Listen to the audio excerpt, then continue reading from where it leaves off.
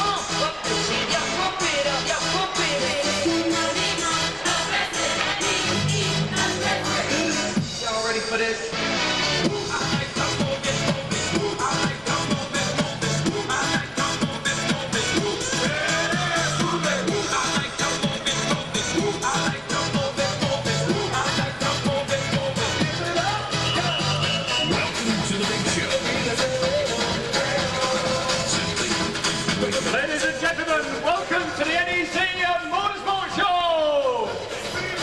Are you happy? Yay! I said, are you happy? Yay! I still can't hear you, are you happy?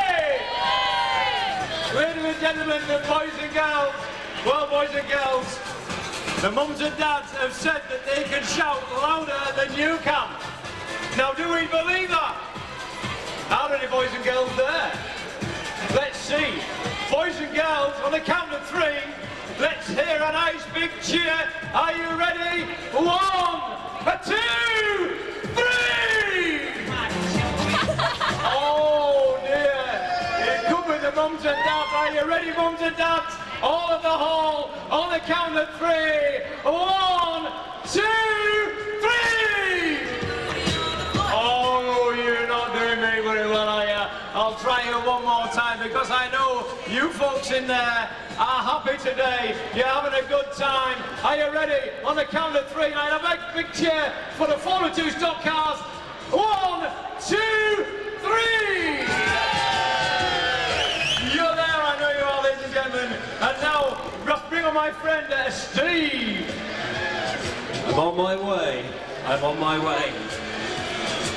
1, 2 and 3. Right. Well, Steve. This is where we sit, is it? Yes. We can sit I think here. you need to sit down, John. Yeah. After that.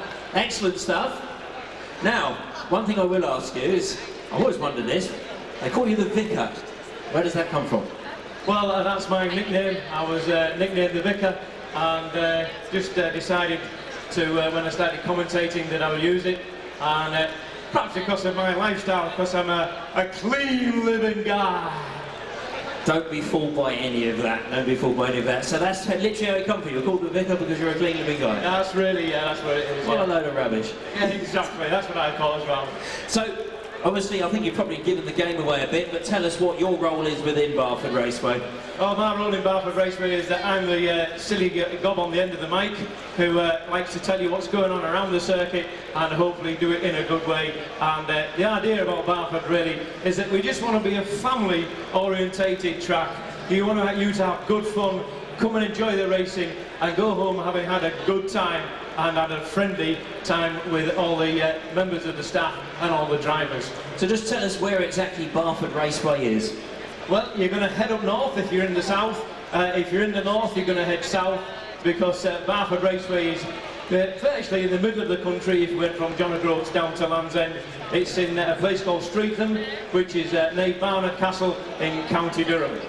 So in the northeast then of England, in the middle. Yeah, so sometimes really people think that we're in the middle of the country here, but that's not true because obviously if you take the whole of the UK, and obviously the northeast is actually in the centre. So we did speak briefly earlier on about the Bristol Formula 2 Stock Car World Final, which you are staging at Barford Raceway. So Bristol Formula 2 stock cars are a large part of things at Barford Raceway, yes? Yes, they most certainly are, yeah, it's a big formula. What else do you run at Barford Raceway? What other classes of motorsport? What we also run at Barford Raceway is Brisker Mini Stocks, and actually I'll plug the Brisker Mini Stocks because on the Sunday of the World Final, the Brisker Mini Stocks are also having their Gold Roof race as well. So 2 World Finals in one day. And the Mini Stocks are for the drivers aged 10 to 16. That's the 10 to 16s. Also run the ORCI Mini Stocks as well. We did speak briefly on the stage about that yesterday, and I did try to ask Mark Fortune, because we did have, we had the 3 novice of the year, where we had Jack Aldridge and Bob Griffin, ex-Brisker Mini Stocks. That's right. And we had Mark Fortune, ex-ORC Mini Stocks. I tried to ask them the differences between the 2 of them,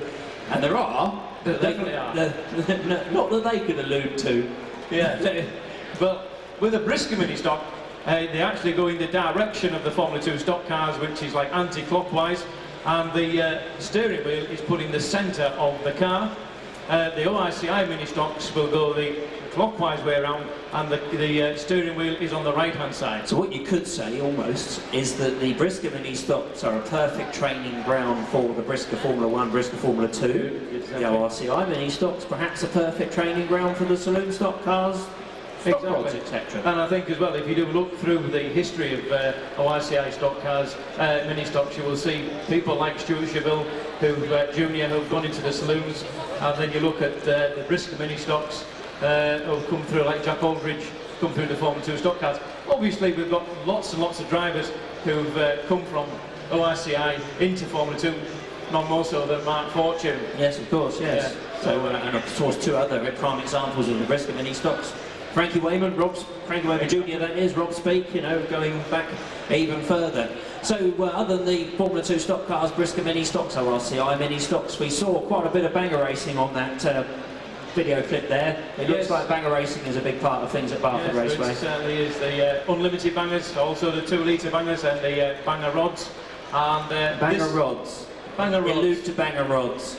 Banger rods, minimal contact, tap and spin, 3 laps, no contact, and then tap and spin after that. The idea being that a driver can come with a car and race it, go home, maybe with light damage, but at least you've got a car to come back with in another week's time. So really an idea to get the drivers from the terraces to the tracks, really, basically, to get them onto the track, the real entry level, because we spoke about that earlier on the stage here with the rallycross and the clubmans, really, with the stock hatches. Obviously, there's no massive comparison to draw between stock hatch, rallycross and banger rods, but obviously it is to get people onto the track at as minimal cost as possible. That's right, yeah. Really, going back to grassroots stock car racing. That's it, yes. Get a car and race it, which is how stock car racing, when it first began, that's how it was, wasn't it? They went and got a car, and that's how you started it. But really, so what's the history of Barford Raceway? How did it come about? Because there is a long history of stock car racing in the northeast of England, but what about Barford itself? Well, Barford started in 1990 after Aycliffe finished in 1989, and Barford Raceway was laid down in 1990. Started out as an outlaw track with bangers, was getting a field of somewhere around 110 bangers per meeting, and that went on for many, many years. Then it became under the umbrella of ORCI, and Brisker Formula 2s began to come around. And the track has progressed from there to be what some would say a proper stock car track. That's it, yes. And for those who are also slightly confused, when we talk about ORCI, that is the overall governing body of the sport. It stands for Oval Racing Council, and the I, the little I, is the international. But that's what that stands for, just in case there was, you're thinking, well, what's all this all about? But that's what that's all about. But it's a proper stock car track. That's because it is relatively small. There's an old adage that stock car racing is too many cars on a small track, and Barford is one of the smaller ones, which adds to the unpredictability and the incident as well. Well, that's it. I mean, there's a common saying, isn't it? Less is more. Exactly, less is more. We've got the Formula 2 Stock Car World Final on September the 8th and 9th, and as you've just announced also, we've got the Brisker Mini Stocks with their Gold Roof race, which is their biggest one of the year as well. Yes, and with the World Final coming to Barford Raceway, I'd also like to give a special thank you to some of the sponsors, and one of them, just over there, is Raceway. Also to Polly Sport, of Dave Polly got his car that he'll be campaigning this year on the Barford stand. Also EDS Motorsport, Yokohama and CNS Coaches. So I'd like to give a big thank you to all the sponsors for the World Final on September the 8th and 9th. It's certainly going to be an event to remember, so if you make a note in your diaries, get yourself off to the northeast of England, why not make a long weekend of it really, because it is a very nice part of the world as well. Well, that's it, actually we have had somebody on the stand who comes up from the southwest, and they've been asking about where they're going to stay because they're going to make a weekend of it anyway. Very good stuff. I look forward to that. I look forward to being you there. So, being you there, seeing you there, and I believe you've got something special for us now to wrap up things. Yes. Well, ladies and gentlemen, as we would do before the start of any race, unfortunately we haven't got any drivers with us, but just think that you're there on September the 8th and 9th. There you are on the banking at Barford Raceway, and cars are going to come onto track for the World Final. We would bring them on, we would announce who the drivers are, and they would then take positions on the grid. So let's now go over to Barford Raceway, please, as we start the rolling lap for the 2012 Formula 2 Stock Car Grand Final of the World. Just think, ladies and gentlemen, that's where you could be stood on September the 9th. Let's hope it's a nice sunny day like it is here, as the cars make their slowly way round on their 2 rolling laps around this Barford circuit. Mr. Starter ready with the green flag, and there we are, it's clear and green!